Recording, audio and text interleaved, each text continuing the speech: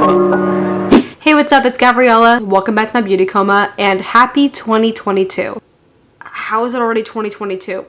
Don't answer that. Anyways, as you can tell by the title of this video, we are doing my yearly faves and flops. If you are new here, let me just break it down for you. My faves and flops is something that I have been doing since 2018. How have I been doing this for literally over 4 years now? Ugh, I'm old. So I'll be talking about all the products that I loved and adored and all the products that need to be left behind in 2021. And guys, be sure to stick around and subscribe if you have not already and ring that bell to be notified whenever I post. Oh, and I've been more active on Instagram and TikTok, so go ahead and follow me down below. We got a lot to go through, so let's jump right in. So we are going to be reviewing these items in a full face of makeup order, from primer all the way to setting spray. And with primer to start off with, one of my favorites this year has been the E.L.F. Hydrating Face Primer. I know a lot of people say this was hit or miss, but personally for me, I love the silicone base and how it blurs out all my pores. I could use this underneath any foundation that I'm using and it just grips on and it lasts all day. I think this is pretty decent, not only for the formula, but also the price. So if you are looking for something that's gonna moisturize your skin, definitely go for the E.L.F. Another one of my favorites have definitely been the more upscale version of the E.L.F. Hydrating Primer. It is the Milk Makeup Hydro Grip Primer. This is spackle for your face. It grips and holds onto that makeup and sets it in place. I would say try the sample size first before getting the normal size, but this is definitely a must try for this year. My primer flop for 2021 has been the E.L.F. Electric Mood X TOVE Low Glassy Skin Balm. It's supposed to be a little like dewy formula that you can put underneath your makeup. This is basically pre-packaged Vaseline, if you ask me. I kept having to grab and reapply, and my fingers got so greasy. I kept digging my fingers into this, trying to find the sparkle. It wasn't there. It kept disappearing into my skin. So this was a total disappointment. Now we have foundation. My favorite foundation of 2021 is actually the NARS Pure Radiant Tinted Moisturizer. This stuff has changed my makeup routine in so many ways. This past year, I decided to step away a little bit from full coverage, heavy duty liquid foundations because not only was it clogging my pores, but I just felt really heavy and cakey throughout the day. So I decided to try this out, and this blew my mind. It actually has more coverage than an average tinted moisturizer. It protects your skin from sunburn. It made my skin feel hydrated without feeling sticky. And it does give you a little bit of a glow. So I would say it's worth the price tag. You need to try this out yourself to see what I'm saying. The foundation flop of 2021 has been the Maybelline Superstay Full Coverage 24-Hour Foundation. I'm gonna get so much hate for this, but it just didn't work for me. The moment I put it on, I started to feel my skin oxidize, and then it started to feel very thick and gloppy and was clogging towards my skin. I hated the way it felt. This just wasn't my vibe anymore. And what's so interesting is that after this launched, Maybelline changed the formula, and now it's a 40-hour wear foundation and not a 24-hour wear foundation, and they want the 24-hour back. Everyone's going nuts. The reviews are insane. Yes, I did my research, so this might work for you. It just didn't work for me. Another one of my foundation favorites have actually surprisingly been another kind of tinted moisturizer. It is the E.L.F. Camo CC Cream. These surprised me so much. They give you a flawless finish, basically blur out all your fine lines. It's such a light formula, but with a more full coverage feeling. A little goes a long way. Do not overpump these. All you need is the tiniest bit and you are good to go. And they do have a wide range of shades as well, so I definitely recommend checking these out. And for my final foundation flop, see, TikTok makes my heart so full, but my wallet so empty. Especially when it comes to these little guys. I strongly dislike the L'Oreal 24-Hour Infallible Fresh Wear Foundation. I was trying to get this stocked for months, and every time I went to a Walgreens or a CVS or a Rite Aid or a Target or Walmart, that shelf of these were always sold out. And months later, when I finally got my hands on it, they didn't have a wide variety of shades. I tried with these two shades. It felt very dry and flaky on my skin, and on TikTok it looks like you're wearing a filter. On me, it was exposing more than I wanted to see. this didn't work out for me. So, sorry, L'Oreal. Now, another TikTok made me buy it. It is the E.L.F. Hydrating Camo Concealer Satin Finish. Oh my god. This is the thickest formula I've ever seen in a concealer. Into the thick of it! Into the thick of it! Into the thick of it! Ugh. Oh god, it smells like you shouldn't put this on your face. And when I put it on, the formula dried so quickly, it started to patch up underneath my eyes, around my mouth, around my nose, that it just stuck there. Again, this may work for someone else's skin type, not for mine. I just didn't get the hype about this. I felt like I was putting paint on my face. This is going in the trash. Now we're moving on to powder. One of my favorite powders of 2021 has been the Milani Translucent Banana Powder. It's in the shade number 3. I was actually out of my favorite powder ever, so I just went to Walgreens, picked this up, and I was impressed. This stuff blended so seamlessly, it wasn't so heavy on my skin. And what I do love is that it's a very lightweight powder and not a heavy duty powder, so I'm not going to get that chalky finish. So if you need a cheap powder that's full coverage, go for Milani. A bronzer fave of this year has definitely been the Physicians Formula Miru Miru. I hope I'm saying that correctly. The Miru Miru Butter Glow Face Palette. I was already a big fan of the Physicians Formula Butter Bronzer, if you remember from my last Faves and Flops, and it still is something I use to this day. And now it's included in this adorable little trio palette that includes a little blush and this really cool putty highlighter. What I love is that the pigmentation is excellent, the color payoff is amazing. It's so gorgeous. I took this with me everywhere when I was in LA and I used it every single day. It was long lasting, it blended and melted right into my skin. And the highlighters do remind me a little bit of the ColourPop Super Shock ones. Just look at that pigment. Just look at that. And that's a drugstore highlighter right there. I would say get your hands on this before it sells out. I do have another favorite in bronzers. It is the Marc Jacobs Omega Bronzer, and yes, it is a mega bronzer. I now get the hype. Everyone was talking about this for probably the past year, and now I finally got my hands on it, and it's amazing. First of all, look at that pan size. It's almost as big as my head. You get a ton of product. It comes with a mirror. I also love that it clicks, but you also get an amazing formula bronzer. It does give me a little bit of a dewy, more of a sun-kissed effect without it being too patchy. You don't need too much, and I could use this with any brush as well. So I would say this is definitely worth the $25. Now on to blushes. My favorite blush of 2021 has hands down been the Morphe 2 Wonder Tint in the shade FYP. Yes, you probably saw Dixie and Charli D'Amelio promoting it all the time, but it is a great color and an amazing formula.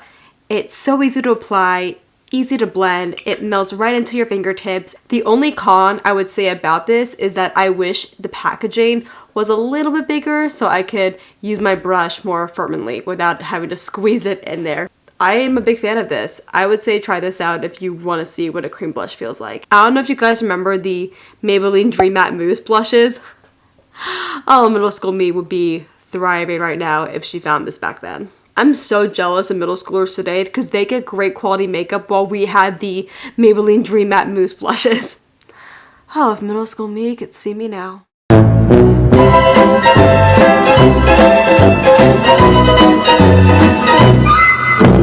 Yeah, she'd be disappointed too. Now we're moving on to eyeshadow. My first eyeshadow favorite of 2021 has hands down been the GLAMLITE X MIKAYLA collection. First of all, this packaging is stunning. It's so fun to play with the glitter that's inside the cover. MIKAYLA has definitely earned everything she's ever done in 2021. She has skyrocketed and I'm so proud of her. The eyeshadows are just as beautiful as the packaging itself. Wow. First of all, not only do you get an amazing variety of shades, but the formula is incredible. It's not chalky. There's no fallout whatsoever. And I just love how the payoff works, whether you use your fingers or whether you use a brush. And I can make a natural look with this. I could create a more fun look with the colors that's given. And I've traveled with this a lot this year. And I think it's a great thing to add to your makeup collection. One of my eyeshadow palette flops of this year, I'm sorry mom, it is the Naked Cyber palette by Urban Decay. The packaging is so dope looking, very futuristic. I felt like if Dua Lipa had an eyeshadow palette, it would look like this. And the eyeshadows do look incredibly stunning as well. The colors are there, it's a beautiful variety, but the payoff isn't there. I tried on my eyelids, there was no pigment at all, and I also felt like it's something that I can't use every day. I don't see myself opening up this palette often, and I feel like Urban Decay needs to just stop making the Naked palettes. I know it was all the hype back in the day. I remember when the first Naked palette came out and it was sold out everywhere. Everyone had it in their makeup collection. It was such a big deal. But now there are bigger things in the industry and I feel like Urban Decay needs to move on. Listen, the packaging and the shades are there. The pigment and payoff is not.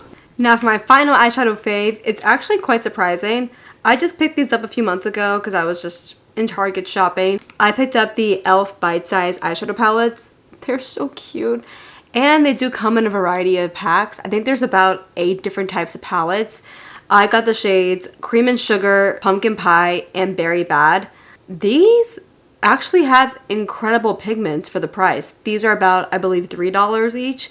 And they are perfect to travel with if you are on the go and if you just want something that's more small and compact. The only thing I would tell you is that you do need to build up the matte shadows more than the shimmers. But I do love that these are cruelty free and they are vegan, and I think they might make an adorable addition to your collection. So moving on, we are talking about favorite eyeliners. To start off, we have the R.E.M Beauty eyeliner marker in Midnight Black. This feels literally like having a Sharpie with you. It is so easy to work with. The first time I used it, it was mind-blowing for me. And I feel like I'm able to build up my liner and take my time on it more easier. And I just love how pigmented the black is. I'm actually wearing it on my eyes today. And I do like that it's a much more delicate brush. But I would definitely say give the R.E.M Beauty eyeliner a try. Another one of my favorite eyeliners has been the Perfect Strokes eyeliner by Rare Beauty. This stuff will give you razor sharp cat eyes. And as somebody that struggled with applying eyeliner for majority of her life, this has definitely been a game changer. Just look at that bristle. Look at that applicator. It's so easy to glide along your eyes and build up. And I was shocked when I first used it. The only downside is that I keep having to shake it up to refill the pigment, but besides that, this is definitely worth trying. Now on to mascara. Let's start with the flop. I got this in the mail through Influencer and I did a review on my Instagram and my TikTok, and I haven't used it since. So this mascara I've had for quite a while and I used it one time, never again. It is the E.L.F. Big Mood Mascara. First of all, I was excited to try this out. The packaging is adorable, but the moment I unscrewed it and looked at the applicator, this bristle is comically large. Like, look. It's as big as my eye. Like, I was so afraid I was going to poke myself in the eye. And the moment I applied it, it was fine. I saw a little bit of volumizing, but throughout the day, it started clumping. And then I got a lot of black speckles underneath my eyes. Plus, the formula just smells terrible. I just wish they had a smaller bristle, and I don't know why they made this year. This is something I definitely wouldn't recommend to anyone. But my favorite mascara of 2021 has been the L'Oreal Air Volume Mega Mascara. If there's one thing L'Oreal can do, is mascara. You guys remember the L'Oreal Lash Paradise mascara that changed the entire beauty industry? Everyone was getting their hands on it. They were comparing it to the Better Than Sex mascara from Too Faced. This, I would say, is like the happy medium between them. If you want not false lashes and not natural looking lashes, you want something in the middle, this is your new best friend. It is not clumpy, it doesn't flake, the pigment is there, and it definitely lengthens and volumizes my lashes. It is literally like the Lash Paradise, except it's less clumpy and a lighter formula. So this has definitely been such a favorite for me. And my final mascara flop, it is the, oh my god, R.E.M Beauty Volumizing Mascara. I do love the packaging. I think it's very futuristic. A lot of people were hating on it. I do like that it feels much more heavier, but it just did its job. It coated my lashes. It was pigmented. I didn't see them lengthen. I didn't see them fanned out. Nothing happened to them. So I would just say it's a disappointment. It may work for someone like you though. We are now moving on to another category I never thought I would do, lip oils. So a lip oil favorite has been the Marc Jacobs Recover Lip Oil. I feel like something like this is very rare to find. I didn't even know this existed. The moment I tried it, it immediately went into my purse. I took it with me everywhere. It's so easy to apply with its applicator. I love the packaging, and I feel like it definitely soothes and hydrates my lips without having that wet and overly glossy, tacky feeling. And it's on sale right now, so get your hands on it before it's gone.